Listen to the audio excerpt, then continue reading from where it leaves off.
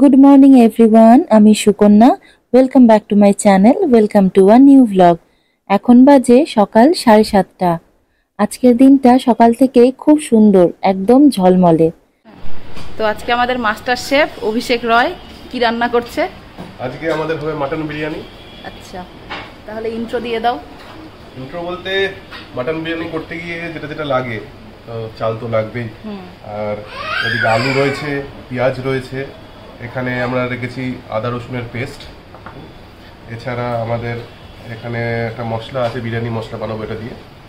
আর খোয়া ক্ষীর আছে আমাদের, আর এখানে হচ্ছে কাশ্মীরি লঙ্কা গুঁড়ো, আর আমাদের শুকনো লঙ্কা গুঁড়ো। আর এখানে যেটা মিক্সড করা আছে সেটা হচ্ছে জলের মধ্যে কেওড়া জল, গোলাপ জল, মিঠা আতর, বিরিয়ানি একটা ফ্লেভার পাওয়া যায়, আর আমাদের স্যাফরন। আর এর মধ্যে রয়েছে দুধের মধ্যে খোয়া ক্ষীর আর স্যাফরন দেওয়া আছে, আর একটু আমাদের দেওয়া আছে এলাচের গুঁড়ো। আর এছাড়া আমাদের লাগছে দই, আর এরপরেও আমাদের আর একটু মিঠা আতর, আর এটা আমাদের বিরিয়ানি ফ্লেভার ইউজ করা হবে। এছাড়া যে 8 জনের মতো মোট প্রিপারেশন হবে। তো আমরা এখানে 1 কিলো মাটনকে এরকমভাবে 8 পিস করে নিয়েছি। আর তাছাড়া আমাদের এই 1 কিলো চাল রয়েছে, আর মোটামুটি আমাদের 700-800 গ্রাম আলু রয়েছে। আলুটা একটু বেশিই নিয়েছি 8 জনের থেকে, মানে পার পিস হিসেবে থেকে বেশিই নেওয়া হয়েছে। এই মোটামুটি এবার চলুন আমরা শুরু করি রান্না। প্রথমে আমরা এই মশলাটা ভেজে নেব। এর মধ্যে আছে দারচিনি আছে, শাহমরিচ আছে, শাহজিরে আছে, আমাদের লবঙ্গ আছে, এলাচ আছে, স্টার আনিস আছে, এছাড়া জায়ফল আছে, জায়ত্রী আছে। তো এটাকে আমরা হালকা করে ভেজে গুঁড়ো করে নেব। খুব হালকা ভাজতে হবে যাতে বেশি পুড়ে না যায়। এটা দারচিনিটা ভেঙে দিচ্ছি, জিনিস তো তাড়াতাড়ি হয়ে যাবে।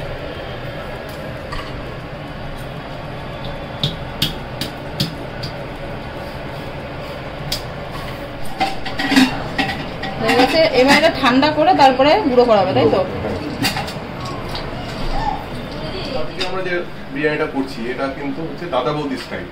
তো এরপরে আমরা আবার কখনো দেখাবো যে আর্সেনাল স্টাইল বা অন্য টাইপের। তো কলকাতাতে মেনলি কিন্তু দু ধরনের বিরিয়ানিটা প্রসিদ্ধ। একটা আমাদের নর্থের সাইডে আর্সেনাল বা দাদা বৌদি স্টাইল যে বিরিয়ানিটা, আর যেটা আমাদের কলকাতার দিকে, যেটা মেইন সিটির দিকে, সেখানে কিন্তু ওই আমাদের আর্সেনাল বলুন বা আমাদের আমিনিয়া বলুন, এই ধরনের যে বিরিয়ানি, দুটো বিরিয়ানির মধ্যে একটু ডিফারেন্স আছে। তো আজকে যেটা আমরা দাদা বৌদি স্টাইল বিরিয়ানিটা করছি, তো প্রথমে আমরা পেঁয়াজটাকে ভেজে নেব। তো ওখানে একটু তেল দিয়ে দিলাম, আর এর সাথে দেবো হচ্ছে পিওর ঘি।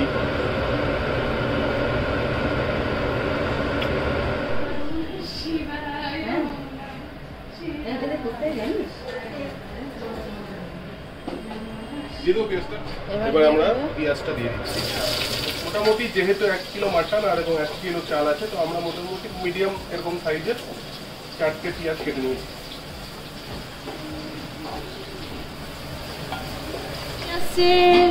গাড়ি আসছে। এই এখানে তোমাকে এন্ট্রি ফিস দিতে হবে। এই এন্ট্রি ফিস দাও, যাও এটা দিবেন। যেতে গেলে এন্ট্রি ফিস দিতে হবে। এদিক দিয়ে কিন্তু আমার কাছে দিতে হবে। মোটামুটি হয়ে গেছে পেঁয়াজটা। এবার আমরা গরম জল দিয়ে দেবো, কারণ এর থেকে বেশি করলে আবার এরপর পুড়ে যেতে পারে।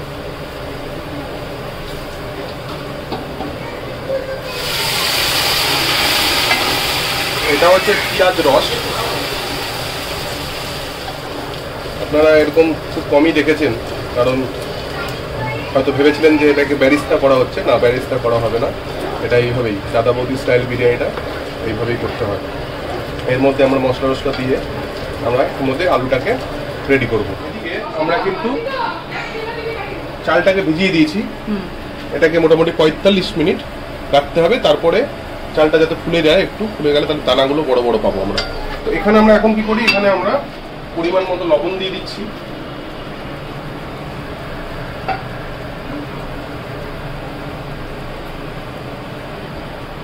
এই কাশ্মীরি পাউডারটাকে হাফ দিয়ে দিচ্ছি। একটু বিরিয়ানি ফ্লেভার, আর সামান্য মিঠা আতর। আলুর মধ্যে ফ্লেভারটা ঢুকে যায়, তাই তো? মানে পেঁয়াজের রসটা যখন রেডি হয়ে গেল, তো আমরা এখানে কি করবো, অ্যাড করে নেবো আলুগুলো। আলুগুলো এখানে সেদ্ধ করতে দিয়ে দেবো। বাবা এসে গেছো, এসে গেছো? আমরা কোথায় যাচ্ছি? বজুনি। ওরে বাবা, টাটা। দাদা বজুনিতে চক্কা আছে। আচ্ছা যাও, টাটা। এবার আমরা এটাকে ঢাকা দিয়ে দিচ্ছি। এবার আমরা প্রেসারে মাটনটাকে রেডি করে নেবো প্যারালালি। চিকেন হলে কিন্তু আমরা এর মধ্যেই করে নিতে পারতাম, আমার যেহেতু মাটন না একটু শক্ত, তাই আমাদের 3-4টা সিটি মেরে নিতে হবে। আমরা কোনো প্রেসারটা গরম হয়ে গেলে অল্প সামান্য একটু ঘি নেব।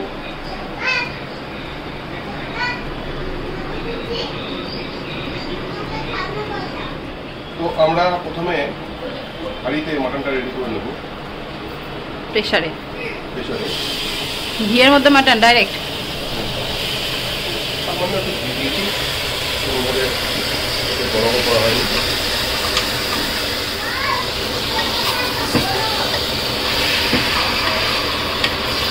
আমরা আদা রসুনের পেস্টটা পুরোটাই দিয়ে দিচ্ছি। রস দেওয়ার অর্থ হচ্ছে এটাই যে যাতে ওই আদা রসুনের এটা না থাকে, পাল্পগুলো। এর মধ্যে একটু অ্যাড করে দেবো দই। এখন আমরা হাফ দই অ্যাড করে দেবো, পরে আবার রান্না হওয়ার পরে।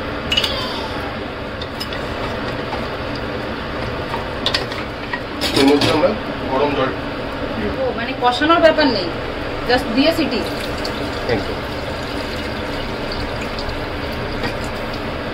লঙ্কা গুঁড়োটা অ্যাড করে দিচ্ছি। এটা ঝাল লঙ্কার গুঁড়ো তো? ঝাল লঙ্কা, কাশ্মীরি লঙ্কা গুঁড়োটা অ্যাড করে দিচ্ছি। বাকিটা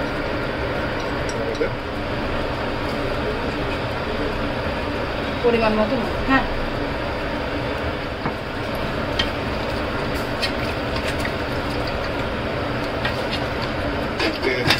সিটি আমরা দেবো। চারটে হয়ে যাবে? 4-5টা বড় পিস আছে তো? 5টা বাড়িয়ে দিই। 5টা বাড়ি দাও। হ্যাঁ, আলুটা কতটা কি হলো সেটা আমরা দেখুন। আলু ওরকম হবে, আলুটা হোক। এদিকে মশলাটা আমরা গুঁড়ো করে নিচ্ছি, তাই তো? মোটামুটি আলুটা আমাদের হয়ে গেছে, আমরা চেক করে নিই। একদম পারফেক্ট, দেখি আরেকবার দেখাও। একদম পারফেক্ট।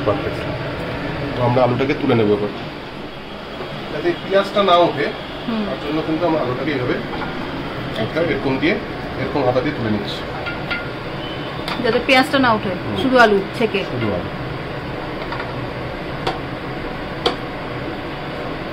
সেই ব্লগার স্টাইলে বলবো একটা কথা, এই দেখুন গাইস, তেল দেখুন, ঘি দেখুন, ইয়াকনিতে এটাকে একটু টানিয়ে দিতে হবে। মাটনটাকে চেক করে নিচ্ছি।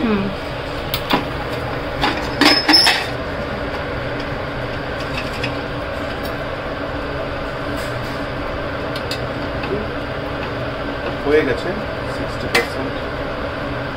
60%ই প্রয়োজন। বড় মাংস তো, মানে বড় পিস তো, আরেকটু দিলে মনে হয় সুন্দর খুলে আসবে সেই ভাবটা। হ্যাঁ, আরেকটু দিতে হবে, আর 2টো সিটি করলে।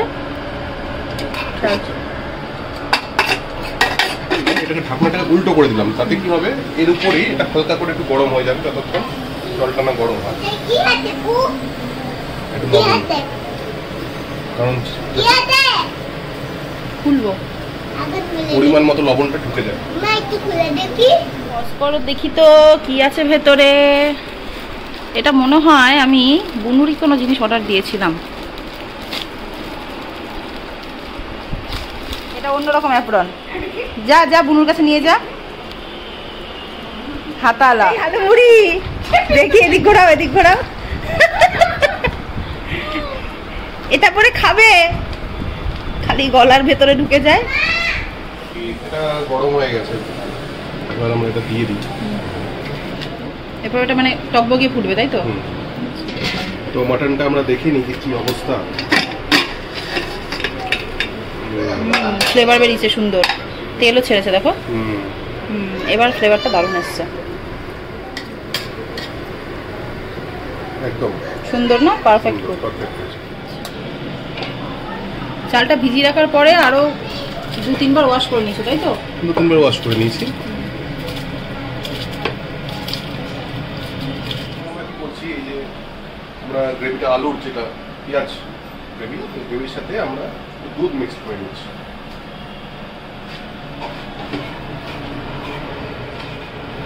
আমাদের ভাতটা অলমোস্ট হয়ে গেছে। এটা কি দুধটা মিক্স করার পরে মানে ফোটাতে হবে নাকি কিছু করতে হবে? জাস্ট মিক্স করে রেখে দিলে, তাই তো? ঠিক আছে। আচ্ছা, চালটা দিয়ে দেওয়া হয়েছে, এখন শুধু ভাতটা ফোটার অপেক্ষা। কত পার্সেন্ট করবে? 60-65%। আচ্ছা, এবার আমাদের ফাইনাল স্টেজ। আমরা মাটনটাকে তো মোটামুটি প্রিপেয়ার করে নিয়েছি, আর একটু কাজ আছে মাটনের উপরে। আমরা মোটামুটি সাজিয়ে নিই, একদম এখানেই আমরা এবার বাকি কাজটা সেরে নেব।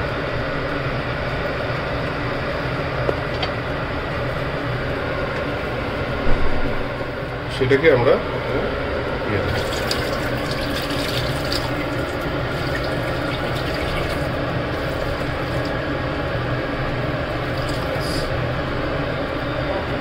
পুরোটা দিলে না কিছুটা দিলে? বেশিরভাগটাই হয়ে দিলে। গেছে ওটা। এবার আমরা আলুটাকে বিরিয়ানি মশলা দিয়ে ভালো করে একটু নেড়ে নিই।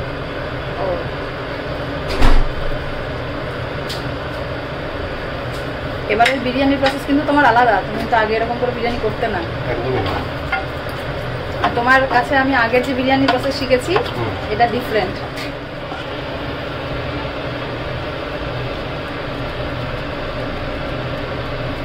আলুগুলো মোটামুটি সমান সাইজের করলে ভালো হয়, তো সবসময় তো সেটা সম্ভব হয়ে ওঠে না।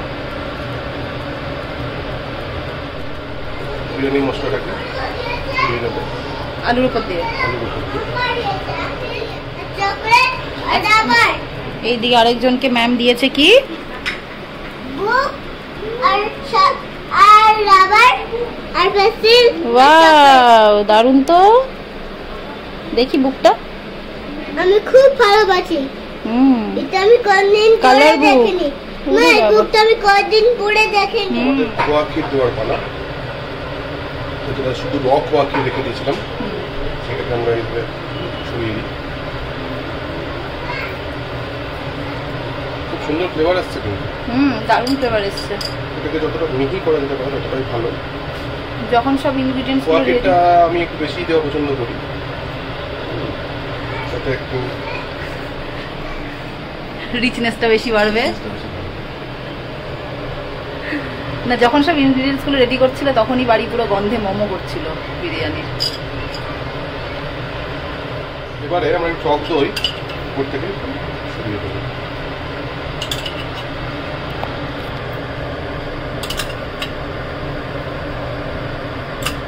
এবার একটু উপর থেকে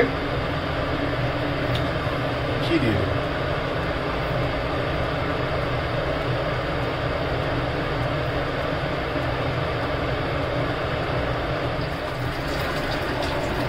চাল এখানে ঝোল ঝলতে দিয়ে দিয়েছিলাম।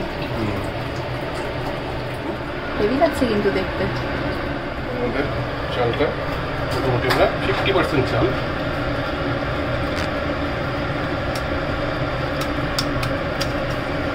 দিয়ে দিলাম, উপরে সাজিয়ে দেবো।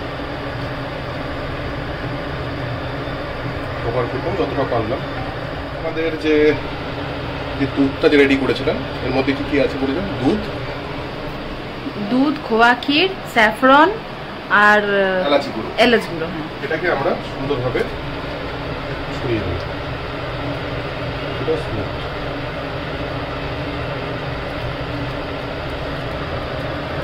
এটা রেখে দেবো। আবার পরবর্তী এটা দিয়ে এর মাঝখানে একটু আমরা বিরিয়ানি মশলা করে এর মধ্যে ছড়িয়ে দেবো।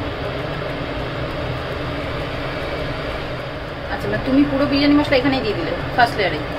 ফার্স্ট লেয়ারে, আর কোনো আমরা উপরে দেবো না, কারণ তাহলে সব রকমই আমরা এটা পেতে পারি। আমরা বাকি যে চালটা আছে সেটাকে আমরা সুন্দর করে আবার লেয়ারিং করে দেবো।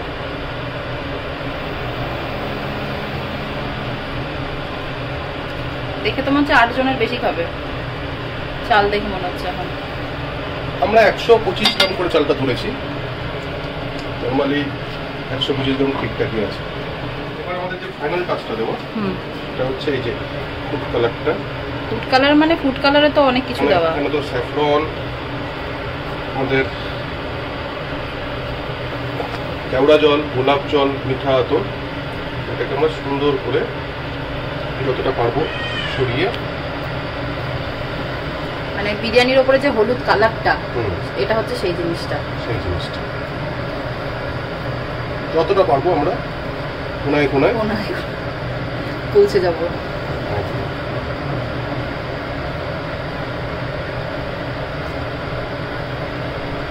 ভাববেন না এটা পুরোটাই আছে, এর মধ্যে কিন্তু জল মিক্সড আছে, জলের মধ্যে সবগুলো পরিমাণ মতন মেশানো। দুধটা বাকি যে দুধটা ছিল আমাদের সেটা কোনায় কোনায় পৌঁছে দেবো। মালাইও নিয়ে নিয়েছিলাম।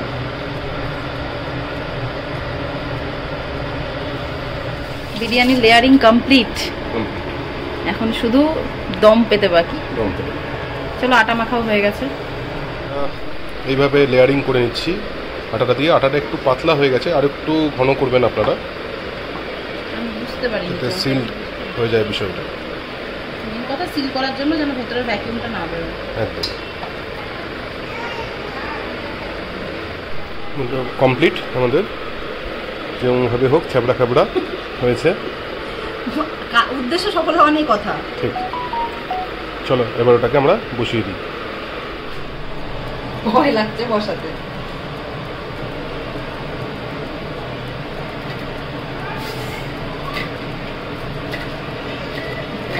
সিল হয়ে গেছে।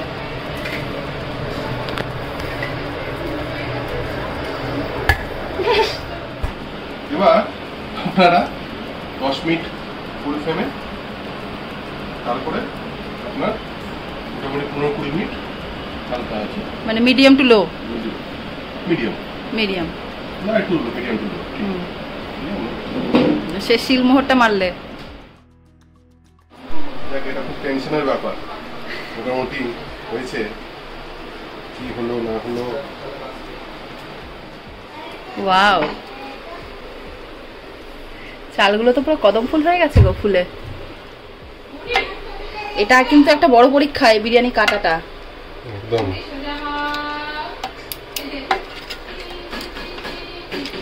হাত কাঁপছে কেন?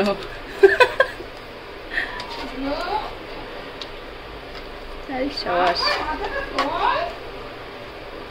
ওরে সাবাস, হেভি হয়েছে কিন্তু।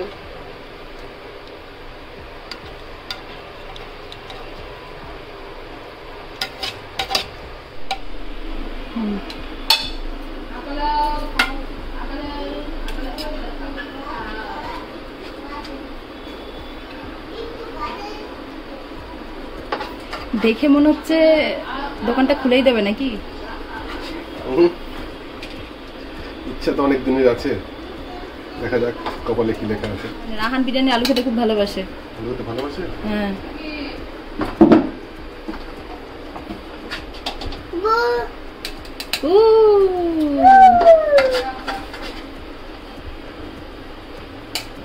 ব্যাস আর দিও না, খাক। চলো হান রায়, হ্যান্ড ওয়াশ করে এসো।